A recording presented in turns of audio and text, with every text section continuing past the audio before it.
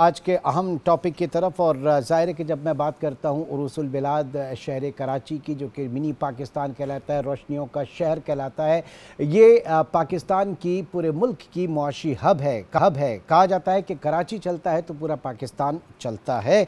लेकिन हालात ये हैं कि इस वक्त ये शहर बुनियादी इंफ्रास्ट्रक्चर, पानी की किल्लत, ट्रैफिक और माहौलियाती मसाइल का इस शहर को सामना है। और इंफ्रास्ट्रक्चर के नाम पर गो के बड़ी पेशरफ्त की है कि बिजली के बिलों में मैंडेटरी 150 रुपये जो है वो म्यूनसिपल टैक्स भी काटा जा रहा है, लेकिन ये अरबों रुपए जो ये टैक्स जमा हो रहा है, ये लग कहाँ पर रहा है, सवाल ये पैदा होता है। फिर इन सबसे बढ़कर कि 18वीं आईनी तरमीम के बाद वसाइल के ऊपर सूबों का इख्तियार, और सूबे इस वक्त माशाल्लाह बड़े तगड़े हो गए, उनके पास पैसा बहुत है, वसाइल बहुत हैं, लेकिन ये ट्रांसलेट क्यों नहीं हो पा रहा। इस शहर की हालत हर गुजरते दिन के साथ संगीन तर क्यों होती जा रही है, इन तमाम चीज़ों को हम डिस्कस करेंगे अपने गेस्ट पैनल का आपसे तारुफ। कराची स्टूडियो में हमारे साथ मौजूद हैं सैफुद्दीन एडवोकेट साहब, जमात इस्लामी से आपका ताल्लुक़ और अपोजिशन लीडर सिटी काउंसिल। बहुत शुक्रिया सैफुद्दीन साहब आपके कीमती वक्त का। और हमें ज्वाइन किया है यासिर हुसैन साहब ने भी, जो कि डायरेक्टर क्लाइमेट एक्शन सेंटर हैं कराची के। उनसे भी हम बात करेंगे कि माहौलियाती तब्दीली जिस तरह से हो रही है, और कहा यह जा रहा था कि 300 मिलीमीटर अगर बारिश हुई तो ये कराची जो है वो 3 मरतबा डूब सकता है। ये खदशा क्या है, इसके ऊपर भी हम बात करेंगे। और उन सब से बढ़कर नादिर गबूल साहब, जो कि तर्जुमान हैं सिंध हुकूमत से, कि उनसे हम जानना चाहेंगे कि किस विज़न के तहत इस वक्त कराची को आगे लेकर बढ़ने की कोशिश की जा रही है। वो क्या विज़न है जो दस्तावेज़ात पे तो मौजूद है लेकिन वो ट्रांसलेट नहीं हो पा रहा। आप तीनों का बहुत शुक्रिया। और सबसे पहले मैं आपको ये बताता चलूँ कुछ आदाद व शुमार के तरक्याती अखराजात जो कि सिंध भर के थे, और ये डेटा है 2010-11 से 2024-25 तक का। इन 15 सालों में कुल रकम जो जमा होती है, कुल रकम जो मख्तस की जाती है, वो यहाँ के तरक्याती अखराजात के लिए, सिंध के लिए, वो 3871 अरब रुपए, जिसमें से कराची के लिए जो एलोकेट किए गए थे वो 1416 अरब रुपए और 60 करोड़ भी ऐड कर लूँ मैं इसमें, तो ये अमाउंट इसके लिए कराची के लिए एलोकेटेड था। लेकिन कराची को सिर्फ 472 अरब रुपए मिले तरक्याती फंड में से जो सिंध का था। सवाल ये पैदा होता है कि 944 अरब रुपए कराची के जो थे वो कहाँ गए, वो कहाँ खर्च हुए, वो कहाँ हैं। इसके अलावा जो फेडरल PSDP है, वफाकी तरक्याती प्रोग्राम है, 2010-11 से 2024-25 तक का, इन 15 सालों में कुल रकम जो मख्तस की गई थी 8,967 अरब रुपए, 8976 बिलियन रुपीज़। कराची के लिए 756 अरब और 80 करोड़ इसमें मख्तस किए गए थे, लेकिन कराची को मिला सिर्फ 340 अरब। तो ये 416 अरब रुपए कहाँ गए, कहाँ खर्च हुए, ये भी सवाल बनता है।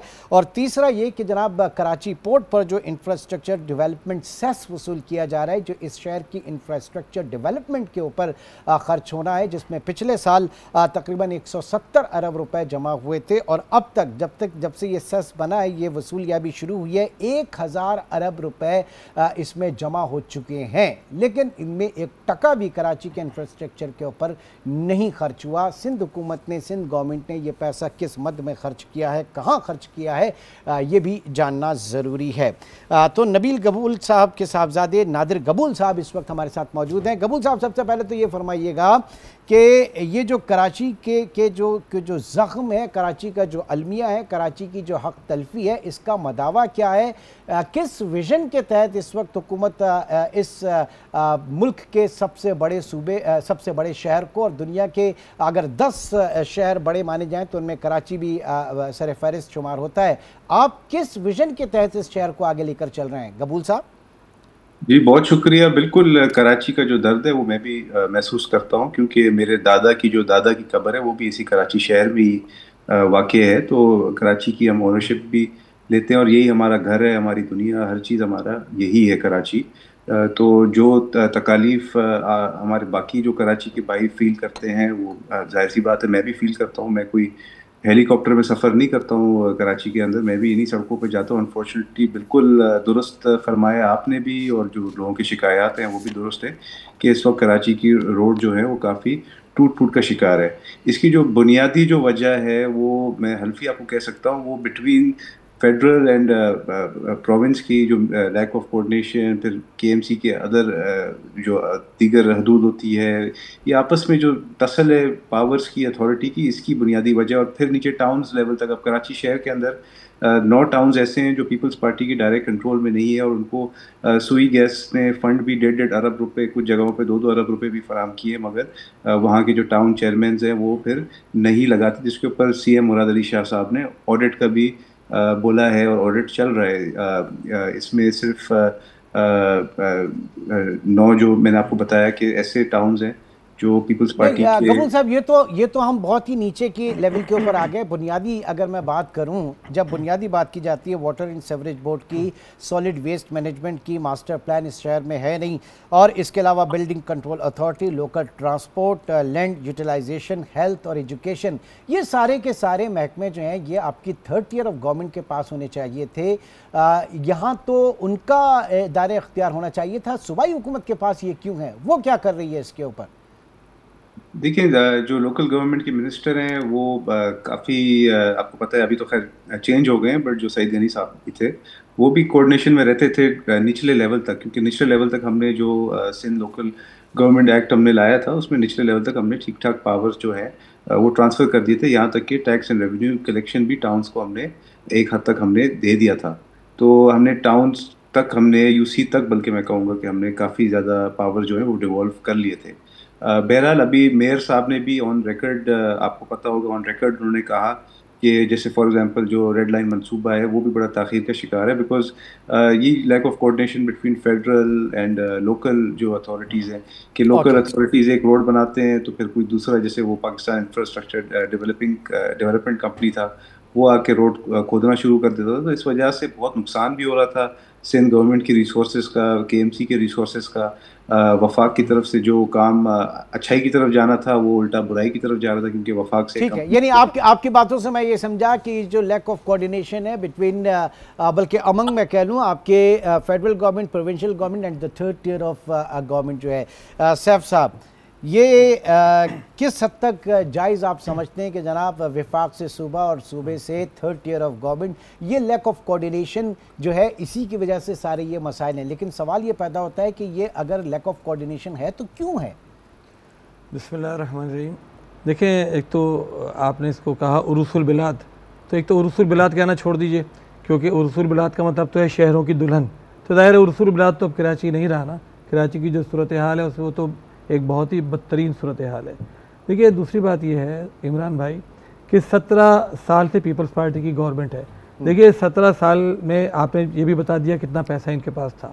जो पैसा कराची में नहीं लगा उसको तो चले हम छोड़ देते हैं, जो पैसा कहते हैं कि लगाया, उस पैसे के लगने के नतीजे में कराची इस हशर को पहुंचा हुआ है।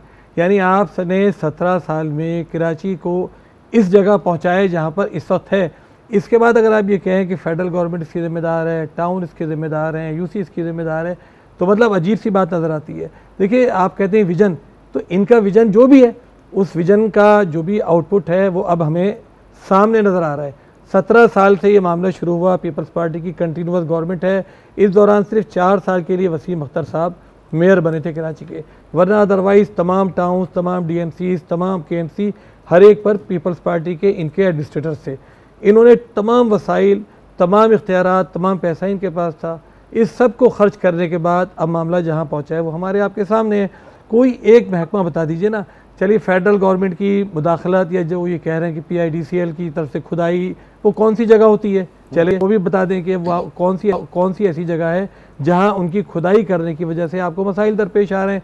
भाई, वाटर बोर्ड आपके पास है ना, सिंध सॉलिड वेस्ट मैनेजमेंट आपके पास है, मास्टर प्लान अथॉरिटी आपके पास है, मास ट्रांजिट अथॉरिटी आपके पास है, बिल्डिंग कंट्रोल अथॉरिटी आपके पास है। इसमें आपको क्या मुश्किलात पेश आ रही हैं? पूरी कराची में इलीगल कंस्ट्रक्शन बड़े पैमाने पर हो रही है, उसमें वफाक का क्या कसूर है बताइए? वाटर बोर्ड आपके पास है, पूरी कराची में गटर बह रहे हैं, उसका मैं बताइए कि फेडरल गवर्नमेंट का क्या कसूर है। मास ट्रांजिट अथॉरिटी आपके पास है, BRT का मंसूबा आप बना रहे हैं, उसके अंदर वफाक का क्या दखल है? ये तो सिर्फ एक जो ग्रीन लाइन का मंसूबा जो बंदर रोड पर जिसकी एक्सटेंशन थी, वो जब उन्होंने शुरू किया तो आपने उसको रोका और कहा जी ये हमें बता नहीं रहे पहले। तो इसमें तो एक चीज़ नज़र आती है, बाकी कौन से उसके अंदर, जहाँ तक जिन टाउन्स की ये बात कर रहे हैं कि 9 टाउन्स जमात इस्लामी के 9 टाउन्स हैं ना, आप चलिए 9 टाउन्स जमात इस्लामी के हैं, वो आपके कोऑर्डिनेशन में नहीं आ रहे हैं, ठीक है, तो बाकी टाउन्स का जल के हाल देख लीजिए। लियारी टाउन को हम देखते हैं, सदर टाउन को हम देखते हैं, बल्दिया को देखते हैं, मंगोपीर को देखते हैं, मतलब औरंगी को देखते हैं, जो पीपल्स पार्टी के टाउन्स हैं, वहाँ चलकर हाल तो देखिए। इस दफ़ा जब मेयर साहब बजट पेश कर रहे थे तो उन्होंने बहुत मिन्नत समाजत की कि जमात इस्लामी शोर ना मचाए। हमने कहा नहीं मचाते।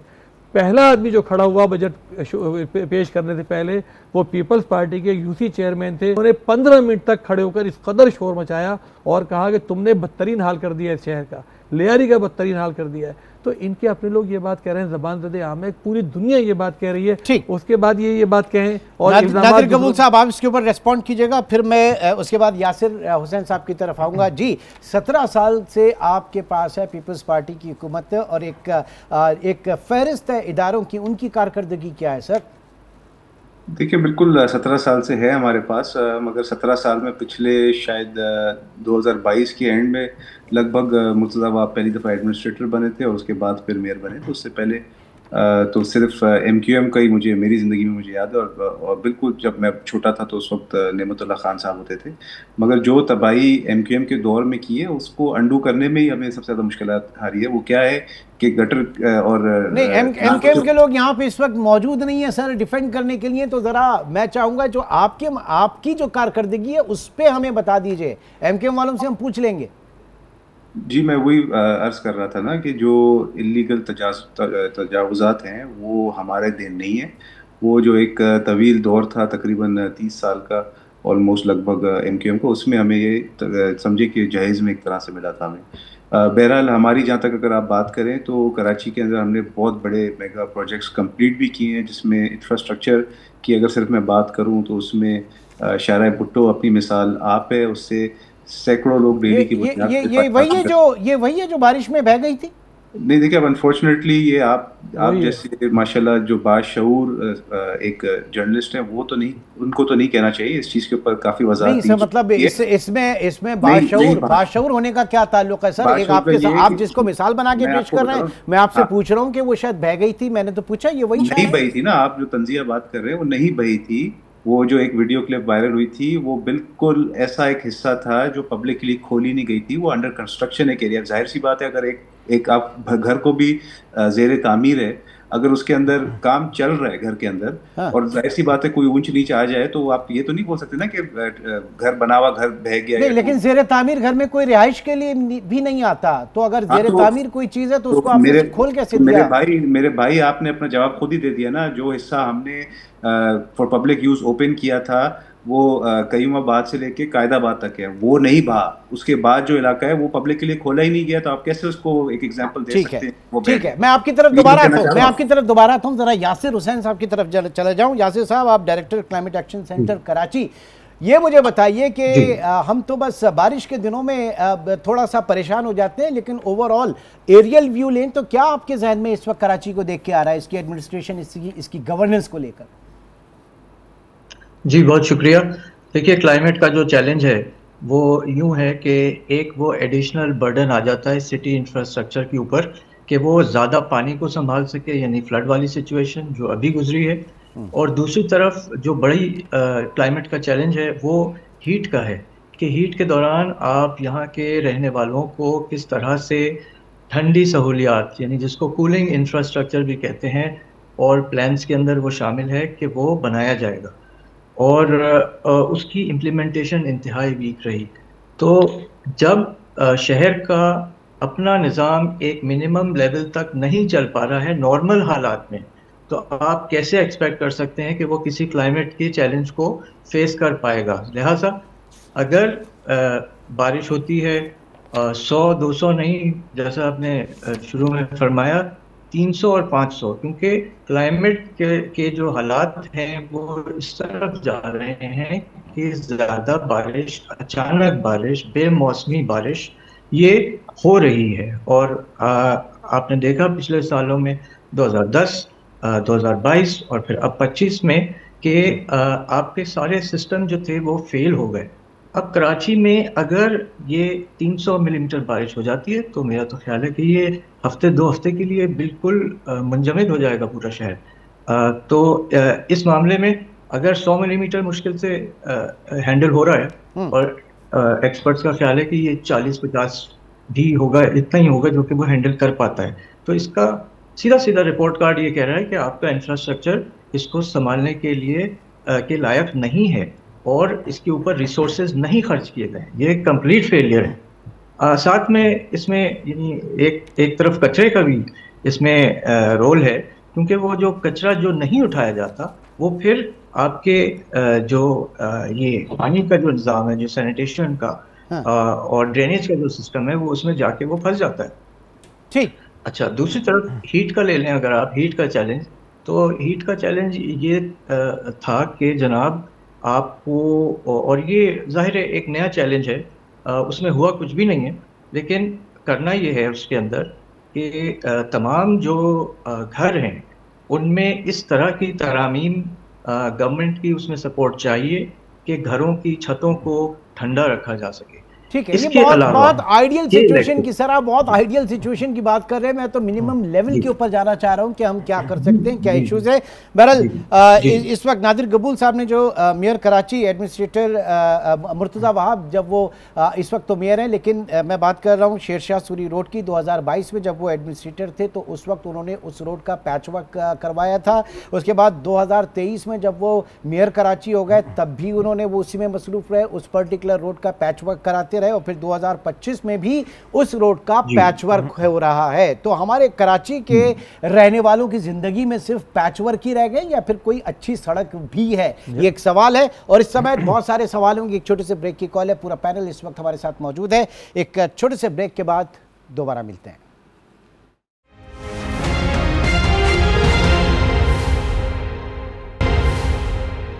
Welcome back. जी नादिर गबूल साहब, यूनुस डागा साहब जो कि फेडरल सेक्रेटरी भी रहे, उनकी एक रिपोर्ट है, बहुत डिस्कस हो रही है। मैं उसी के हवाले से मैंने कुछ आदाद शुमार भी पेश किए थे। मेरा आपसे सवाल यही है कि जो सिंध के तरक्याती अखराजात थे, इसमें कराची के 944 अरब रुपए कहाँ गए? ये सवाल सिंध से कभी किसी ने पूछा? PSDP वफाकी तरक्याती प्रोग्राम में कराची के 416 अरब रुपए कहाँ गए? इसके अलावा जो फेडरल ये जो कराची इंफ्रास्ट्रक्चर डेवलपमेंट सेस वसूल किया जाता है, इसमें कराची के ऊपर कोई पैसा नहीं लगा। और हद यह है कि जनाब जो बल्दियाती इदारों का शेयर एक ज़माने में 49% था, वो अब सिर्फ 5.8% रह गया है। ये इतने बड़े सवाल हैं गबूल साहब, क्या कहिएगा?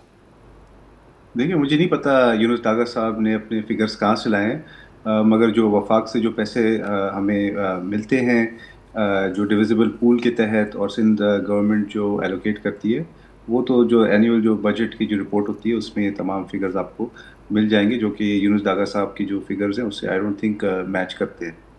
अभी सिर्फ इस साल की अगर बात करें तो KMC का जो बजट है वो 55 अरब रुपए है 2025-26 का, और सिंध गवर्नमेंट ने फिर अलग से तकरीबन 110 अरब रुपए एलोकेट किए हैं सिंध कराची रिलेटेड प्रोजेक्ट्स के लिए। तो इसका हिसाब तो बहुत आसानी से मैं आपको दे सकता हूँ। सिर्फ अगर हब रिवर कनाल की बात करें तो ये भी ठीक ठाक इसके ऊपर अमाउंट लागत हुई है। उसके अलावा अभी रिसेंटली बिलावल भुट्टो साहब ने साइट एरिया में जो TP1 सूवेज मैनेजमेंट जो एक प्रोजेक्ट बनाया जा रहा है, जो तकरीबन 100 million gallons per day sewage treatment करने की सलाहियत रखेगा, वो भी जल्द उस पर काम चल रहा है और कंप्लीट इंशाल्लाह वो भी इनॉग्रेट हो जाएगा। तो ये सारी जो चीजें, ये सैफ साहब क्या कहिएगा आप? आपकी बड़ी एक मुस्कुराहट में इस वक्त जनाब। हब रिवर कैनाल की जब मैंने बात सुनी तो मुझे हंसी आई कि 12.5 अरब रुपए से वो हब रिवर कैनाल बनाई गई थी। उसका इतना चर्चा था कि जी बनने वाली है, 100 MGD पानी आएगा। बनने के दौरान ही वो टूटनी शुरू हो गई, और जिस दिन उसका इफ्तिताह हुआ उसके तीसरे दिन वो बिल्कुल तितर बितर हो गई, टूट गई, बह गई, उसको दबा दिया गया। अब मुझे बताइए कि वो जो 100 MGD पानी था जो कराची आना था, जिससे वेस्ट के इलाके किमाड़ी और रंगी बल्दिया सबको पानी मिलना था, आखिर पानी क्यों, अगर वो नहर बाकी है तो पानी क्यों नहीं मिल रहा? और वो नहर तो बाकी नहीं है, तो उसका पूरा फॉरेंसिक ऑडिट होना चाहिए कि इतनी ख़राब क्यों बनी। देखिए मैं एक बात ये कहता हूँ, जो हमारे मुर्तज़ा वहाब साहब है ना, ये 5वां बजट इस वक्त इस्तेमाल कर रहे हैं। 2 बजट उन्होंने बतौर एडमिनिस्ट्रेटर के इस्तेमाल किए, 3 बजट वो बतौर मेयर के इस्तेमाल कर चुके हैं। ये वाला जो बजट चल रहा है ये 5,500 करोड़ रुपए का बजट है। इससे पहले वाला बजट इनका 4,900 करोड़ का था, उससे पिछला वाला बजट 4,200 करोड़ का था, उससे पिछला वाला बजट 3,800 करोड़ का था, उससे पिछला वाला बजट 3,000 करोड़ का था। ये इतने हज़ारों करोड़ रुपए कहाँ चले गए? वो वहीं चले गए जहाँ जहांगीर रोड चली गई, वो वहीं चले गए जहाँ पर हब नहर चली गई, जहाँ कहाँ चले गए आप बताएं ना, आप बताएं। करप्शन की नजर हो गए। करप्शन की मैं आपको चैलेंज करता हूँ, मैं इमरान भाई आपसे, मैं इनसे बैठे हैं नादिर कबूल साहब, मैं इनसे कहता हूँ कि जो इनकी ADP की स्कीम्स हैं, इनकी बुक्स हैं, मुर्तज़ा वहाब साहब मेरे पास आए थे बजट के मौके पर, मैंने कहा मुर्तज़ा वहाब साहब आप कह रहे हैं कि इसमें 311 स्कीमें कंप्लीट हो गई, पैसों की पेमेंट कर दी है, इसको हम इससे निकाल रहे हैं। मैंने कहा मुर्तज़ा वहाब साहब इसमें 80% स्कीमें हुई नहीं, आप चल के देख तो लीजिए एक दफ़ा कि हुई कि नहीं हुई। मैं आपको एक मिसाल बताऊं कि 2022 की बारिश के बाद इन्होंने 4,000 करोड़ रुपए से, 4 अरब रुपए से इन्होंने क्या किया, पैच वर्क किए थे।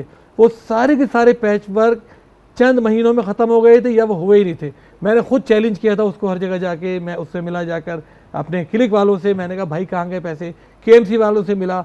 जहांगीर रोड 5 मरतबा बन चुकी है। ये नाथा खान अभी भी जाके देखें, अभी जाके देख लीजिए। अच्छा अभी मैं आ रहा हूँ मेमन अस्पताल के सामने से, वहाँ पर सीवरेज, ये क्लाइमेटिक चेंज की बात हो रही है ना, अभी कराची क्लाइमेटिक चेंज का शिकार ही नहीं हुआ। इस दफ़ा जो बारिश हुई थी 100-115 मिलीमीटर, कुछ भी नहीं थी बारिश, वो समझे ना, उसके अंदर क्या हाल हुआ था। अच्छा चलिए बारिश में हाल हुआ, इस वक्त मुझे आप बता दीजिए मलिर हॉल से जो अंदर जाने वाली सड़क है उस पर दरिया बह रहा है सीवरेज का। मेमन अस्पताल के सामने देखिए दरिया बह रहा है सीवरेज का। मैं इस वक्त आ रहा हूँ, पूरी कराची में ये हाल है। वाटर बोर्ड तो इनके पास है ना, वाटर बोर्ड वो है जिसने 1.6 बिलियन डॉलर्स का कर्जा लिया हुआ है, और इंफ्रास्ट्रक्चर को ठीक करने के लिए वो पैसे कहाँ जा रहे हैं?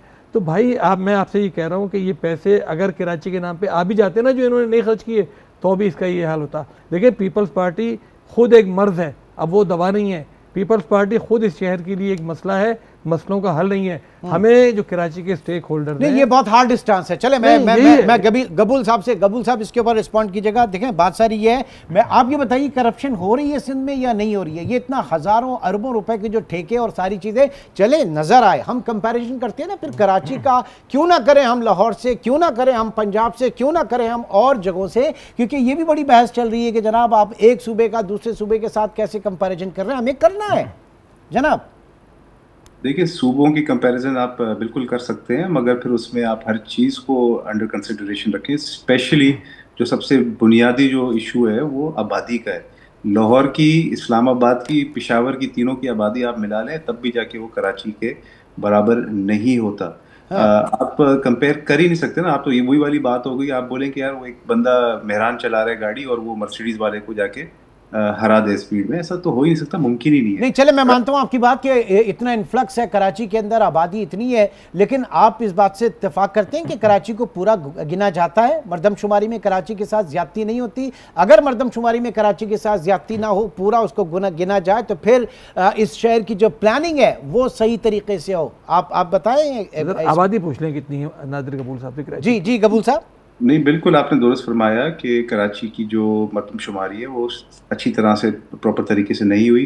कराची की इस वक्त आबादी एटलीस्ट 1 करोड़ बाशिंदों से अंडर एस्टिमेट की गई है, जिसकी वजह से फंड्स एलोकेशन में भी कमी आती है। नेशनल असेंबली की सीट्स नहीं कितनी होनी चाहिए, मैं आपसे पूछ रहा हूँ कितनी होनी चाहिए? तर्जुमान सिंध हुकूमत मेरे साथ मौजूद है, कितनी आप समझते हैं कराची की आबादी है इस वक्त?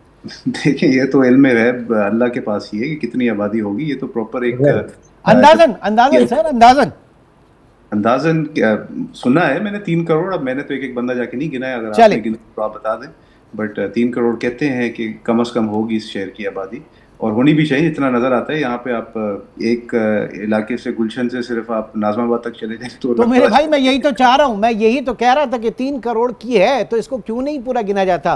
जरा यासिर हुसैन साहब आपकी तरफ आता हूँ। यहाँ पे क्लाइमेट चेंज के हवाले से जो बात हुई, कराची का कंपैरिजन किया जा सकता है लाहौर से या किसी और शहर से? क्योंकि बड़ा इस वक्त ढंढोरा पिट रहा है जो चीफ मिनिस्टर्स हैं उनकी परफॉर्मेंस के हवाले से, सूबों की परफॉर्मेंस के हवाले से। कंपैरिजन तो लाजमी है, आप कंपेयर नहीं करेंगे तो कैसे आपको पता चलेगा कि कराची के लोग जो हैं वो लाहौर के लोगों से ज़्यादा बेहतर ज़िंदगी गुजार रहे हैं या नहीं। तो आप देखिए, मैं अभी मुल्तान में मौजूद हूँ और मुझे यहाँ पे जिस गवर्नमेंट के ऑफिसर से बात करने का मौका मिल रहा है, मुझे उनमें एक लगन नज़र आ रही है। वो सिस्टम, वो मुझे कह रहे हैं कि आप हमसे ब्रीफिंग लें, हम आपको बताते हैं कि क्या चीज़ें करनी ज़रूरी हैं। ऐसा कभी कर सिंध में नहीं हुआ है। उसकी वजह यह है कि सिंध के अंदर जो है वो जो ऑफिसर्स हैं उनका एटीट्यूड बिल्कुल मुख्तलिफ है, आवाम की तरफ एटीट्यूड बिल्कुल मुख्तलिफ है। अभी जो GKRP greater Karachi regional plan बन रहा है, उसमें आप ये बताइए कि कहाँ कहाँ पे लोकल गवर्नमेंट के साथ जो है वो मुशावरत की गई है। मुझे पता है कि एक कमेटी स्पेशल बनी हुई है, वो हर चीज़ ओके कर रही है, और उसमें वही लोग हैं, मुर्ज़ाबाब साहब हैं, उसके अंदर नासिर हुसैन साहब हैं, सईद गनी साहब हैं। वो कमेटी जो है वो बिल्कुल ऑफ लिमिट्स है टू द पब्लिक। उसके अंदर सिविल सोसाइटी की, आम लोगों की उसके अंदर सीटें होनी चाहिए, क्योंकि आप यानी स्टेक होल्डर, 25 साल आप का जो प्लान पॉलिसी मेकिंग है, जो आपकी पॉलिसी मेकिंग है, उसमें स्टेक होल्डर्स जो हैं उनको शामिल किया जाना चाहिए, वरना वही 2 4 5 चेहरे वो एक कमेटी में होते हैं, दूसरी कमेटी में होते हैं, तो फिर रिजल्ट भी उसी तरीके के होते हैं। एक छोटे से ब्रेक की कॉल है, ब्रेक के बाद कराची ही का जो अलमिया है, कराची ही का जो रोना है, मजीद रोएंगे। एक छोटे से ब्रेक के बाद दोबारा मिलते हैं। वेलकम बैक नाज़रीन। पिछले दिनों वफाक और सिंध हुकूमत के दरमियान सैलाब ज़दगान की मदद के लिए BISP Benazir income support programme के हवाले से जो है वो बड़ा एक तनाज़ा और एक नाखुशगवार सी सूरत हाल पैदा हुई। गो कि ये एक बहुत अच्छा प्रोग्राम है BISP जो है बेनज़ीर इनकम सपोर्ट प्रोग्राम, और उसमें जो डेटा है वो बहुत जो है एक बेंचमार्क माना जाता है, लेकिन इसमें भी बड़े मसाइल हैं और कुछ ऑब्जर्वेशन सैफ साहब की भी है। सैफ साहब, क्या था वो मामला जो आप थोड़ी देर पहले मुझसे ऑफ द रिकॉर्ड बता रहे थे? वो देखिए, मैं इत्तेफाक से आज एक फॉरेंसिक रिपोर्ट देख रहा था। 2022 में जो सैलाब आया था ना सिंध में, हाँ। और उसमें उन्होंने जो पैसा खर्च किया था तो बहुत बड़े पैमाने पर लोगों को इमदाद दी थी, ठीक है ना। उसमें किसी शहरी ने शिकायत की और लाहौर जो हमारा हाई कोर्ट का हैदराबाद बेंच है, उसने ऑडिटर जनरल ऑफ पाकिस्तान को कहा था कि जाके फॉरेंसिक ऑडिट करें। तो उन्होंने सांगड़ का और दादू का 2 जिलों का फॉरेंसिक ऑडिट किया, सांगड़ और दादू, और उसमें तकरीबन 37,000 लोगों के उन्होंने डाटा कलेक्ट किया, जो उन्होंने रजिस्टर फराहम किए। हाँ। उसमें जो थंब इम्प्रेशन है ना, हाँ। उसको नादरा को वेरिफिकेशन के लिए दिया गया।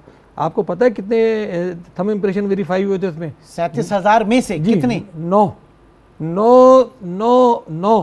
गलती हो गई, ऑडिट रिपोर्ट गलत हो गई। मैं आपको रिपोर्ट भिजवा दूंगा जी, आज ही भिजवा दूंगा। हाँ। सिर्फ 9। उस पर नासिर हुसैन शाह साहब ने बाद वजाहत की थी कि असल में वो जल्दी में होता है तो वो बढ़ जाता है और फिर इस तरह नहीं मिलता।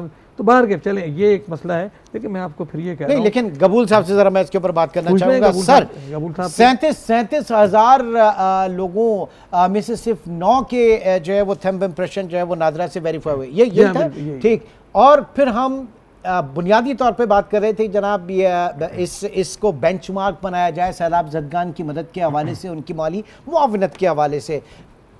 क्या क्या मसला है सर? ये मतलब आदादुशुमार आपके सामने, हम कैसे इसको मान सकते हैं? फिर सही थोड़ा सा ज़रा मुझे बताइएगा, कंफ्यूज हूँ। देखिए, ये तो आपके शो पे ही है मैं मसला सुन रहा हूँ, वरना तो पूरी दुनिया के अखबारात में, न्यूयॉर्क टाइम्स में, बल्कि अफ्रीकन ममालिक ने, सेंट्रल एशियन ममालिक ने इसको सराहा है और बोला है कि हम इस बेनज़ीर इनकम सपोर्ट प्रोग्राम को हम कॉपी करके रेप्लिकेट करना चाहते हैं अपने ममालिक में। तो मैं किसकी बात मानूं? न्यूयॉर्क टाइम्स मैंने आपने शायद मेरा इंट्रो नहीं सुना होगा। मैंने कहा बहुत अच्छा प्रोग्राम है, ये बेंचमार्क है, लेकिन ये उन लोगों के लिए जो खते गुर्बत से नीचे हैं।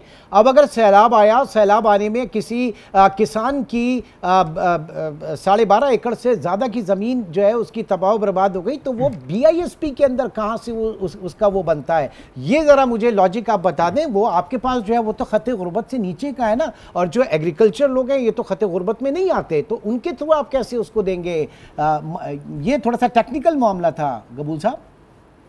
नहीं, ये बिल्कुल आपने अच्छा सवाल किया। सिर्फ जो पॉवर्टी लाइन के नीचे है उनका सिर्फ डेटा नहीं है। बेनज़ीर इनकम सपोर्ट प्रोग्राम के पास बहुत वसी डेटा एक पूल है, और इसका एक छोटा सा मैं एग्जांपल आपको ये देता हूँ कि लोगों को ये लगता है कि ये सिर्फ 12,000 रुपये पेमेंट्स के लिए इस प्रोग्राम को बनाया गया। ऐसी बात नहीं है। अभी रिसेंटली ही प्रेसिडेंट हाउस में आसिफ अली जरदारी साहब की सरबराही में आसिफा भुट्टो जरदारी साहब भी मौजूद थी। तो इस प्रोग्राम को हुनरमंद प्रोग्राम भी इसके अंदर ऐड किया गया, इसी के अम्ब्रेला के अंडर, जिसके तहत वोकेशनल ट्रेनिंग भी प्रोवाइड की जाएगी। अब आप आपसे मैं सवाल करता हूँ कि अगर आपको ये लगता है, अगर आपके जहन में ये गलत फहमी है कि सिर्फ ये 12,000 रुपये ख़वातीन को देने के लिए ये प्रोग्राम है, तो फिर हमने जो हुनरमंद प्रोग्राम में वोकेशनल ट्रेनिंग हमने इंट्रोड्यूस करा है, जिसमें बच्चे और बच्चियाँ उनको स्किल बेस्ड हम डायरेक्ट ट्रेनिंग प्रोग्राम्स उसमें इनरोल करेंगे। तो ये डेटा कहाँ से आया है? सर गेट अगेन बहुत अच्छा डेटा है, मैं दोबारा उसको तस्दीक करूं, बहुत अच्छा डेटा है और आप बहुत अच्छा काम कर रहे हैं, लेकिन ये कहाँ से मैच होता है उन लोगों से जिनकी ज़मीनें सैलाब में डूबी हैं? और अगर ये इतना ही बेहतर होता तो फिर आप पंजाब को क्यों कायल ना कर सके? आपको मरियम नवाज शरीफ साहबा को कायल करना था, बजाय इसके कि आप इमरान सुल्तान को करते। आप उनको क्यों नहीं कर सके फिर? देखिए, हमने मरियम नवाज क्या, उनके जो चचा हैं जो प्राइम मिनिस्टर ऑफ पाकिस्तान है, उनको कायल कर दिया जब उन्होंने KPK के अंदर जब सैलाब आया था तो बेनज़ीर इनकम सपोर्ट प्रोग्राम के थ्रू ही उन्होंने रिलीफ प्रोवाइड की है KPK को। ये एक पॉलिटिकल इशू मरियम साहिबा ने नहीं बनाया है। उनके जो चचा हैं प्राइम मिनिस्टर ऑफ पाकिस्तान मियाँ शहबाज शरीफ साहब, वो भी इस प्रोग्राम से फ़ायदा उठा रहे हैं और आवाम को फ़ायदा पहुँचा रहे हैं। तो ये खुद जवाब है आपके सवाल का। ठीक है यासिर साहब, मैं जाहिर है कि आपसे किसी पॉलिटिकल उसके ऊपर तो बात नहीं करूंगा, बट टेक्निकल मैं आपसे ज़रूर बात करूंगा कि आप किस तरह से देख रहे हैं ये, हम किस रविश में आगे बढ़ रहे हैं? हमें तो एक पॉलिटिकल कंसेंसस होना चाहिए ना, cross the board, her member जो है बड़ी इंक्लूसिव इसके ऊपर एक अप्रोच होनी चाहिए हमारी। जी मैं एक दो उसूली बातें कर सकता हूँ। उसमें एक तो ये है कि आपको आवाम से मुशावरत करनी ज़रूरी है और ये लीगल ड्यूटी भी है गवर्नमेंट की। तो जब तक उन सीटों पे, उन कमेटियों के अंदर आवाम के नुमाइंदे, यानी आवाम के नुमाइंदे से मतलब ये है कि टेक्निकल लोग, उसके अलावा सिविल सोसाइटी के लोग और एक्सपर्ट्स उन कमिटीज़ पे नहीं बैठेंगे और जो आगे की जो प्लान बनाना है, मिसाल के तौर पे जो ग्रेटर कराची रीजनल प्लान है, ये आगे का मास्टर प्लान है। तो मास्टर प्लान का होना, उस पर अमल करना, प्रोसेस को फॉलो करना, ये बहुत ही बुनियादी चीज़ें हैं जिन पे के नहीं काम किया जा रहा है।